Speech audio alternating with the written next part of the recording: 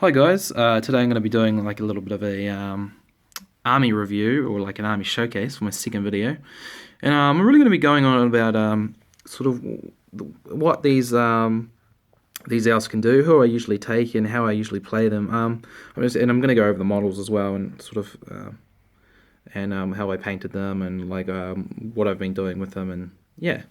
So this is probably my favorite army to play with. Because I love the elves because they're quite they're a good balance between defense and attack, and they sort of do the job that they need to.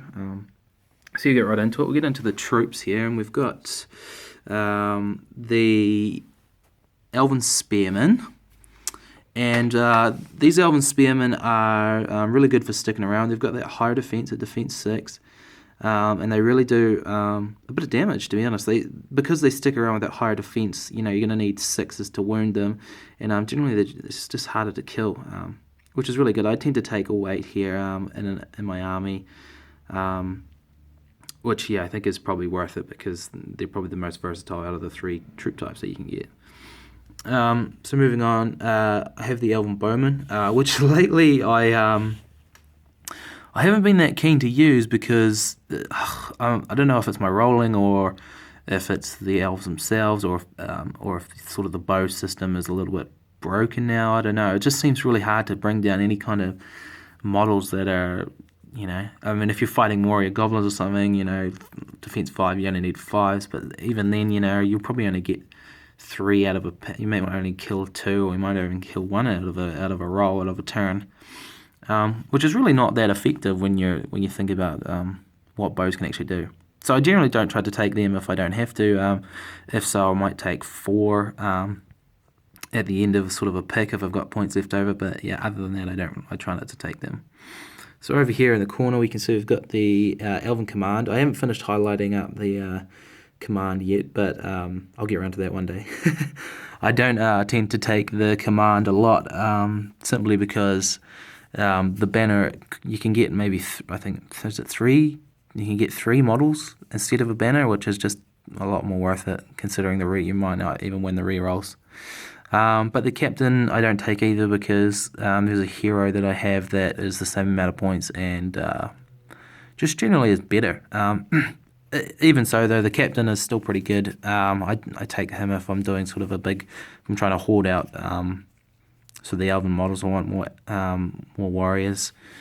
So we'll move on, and we'll move on to the Swordsman. And the Swordsman, you've got that feint. They've got the lower defense. So they don't stick around as much as the Spearmen do, but they're quite good for being versatile. And I quite like them. As you can probably notice, I've gone for this blue and silver color scheme, and I saw some inspiration from the GBHL.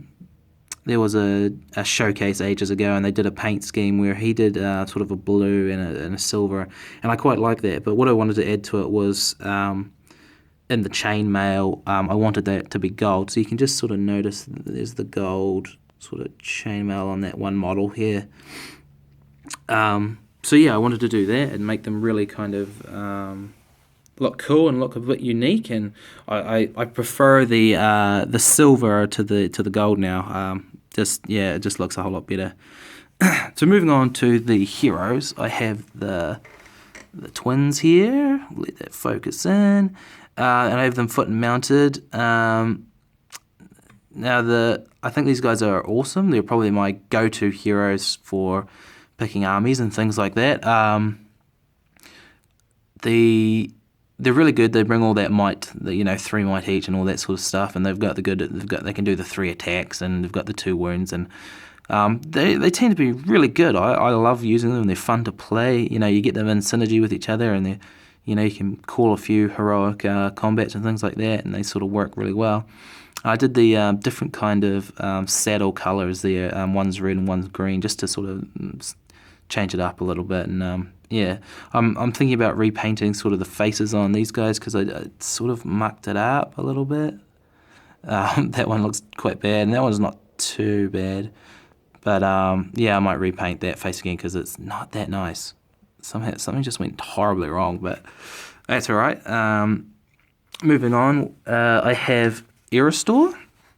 who was that hero that I was talking about before, who was really cheap, same points cost as the captain, and he is just a boss. He can use his Noldor daggers, which means that he can, reroll any fail to wounds. So you basically effectively get 4 rolls for your 2 attacks if you fail to wound.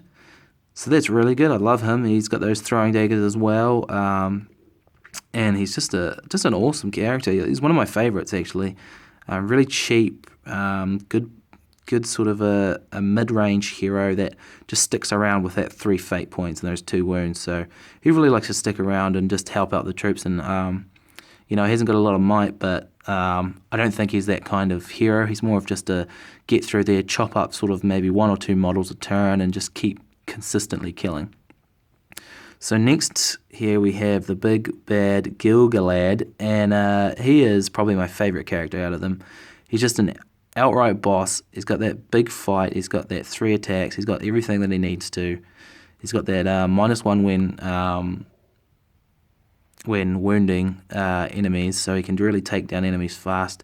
He generally tends to get tied up with if there's wizards or things like that. They sort of target him, but he's probably my favorite hero actually. And I always take him with a shield, and if I can, I'm going to try get the mounted version of him, which will be really good. That'll really add to the gameplay. Next to him we have Glorfindel, rather, and he's one of my favorites too. I mean, he's a pretty cool hero. He's got that resistance to magic, which probably you might tend to take him over Gilgalad if he's coming up against sort of a wizard force, or if you know there's a wizard there's going to be a wizard at some point, and with those high points numbers there probably is. It's not going to be. So I mean, Glorfindel would probably be the logical choice if you're going for a non sort of a fluffy army, but yeah, if you're going for a competitive army, then definitely this Glorfindel's the way to go. And him on a horse would be pretty cool too. I just don't have that. I don't have any conversions for them yet, so hopefully I can get them one day. Last but not least for the heroes is Arwen. She is awesome. She's got that nature's wrath, and she tends to be like a really low-pointed hero that I tend to take just to sort of throw the enemy a bit. She's really good against things like trolls. I had a scenario the other day where a couple of trolls were charging towards my lines, and they must have my opponent forgot about Arwen, and I come in a Natured Wrath, drop them both down, and then unfortunately my heroes couldn't swamp it fast enough to kill both of them, but they managed to kill one. They couldn't kill both, and she's just really useful. She's an awesome addition to the army, really. And if you've got her and, say, Gilgalad, they're going to target Gilgalad more because he's going to do more damage.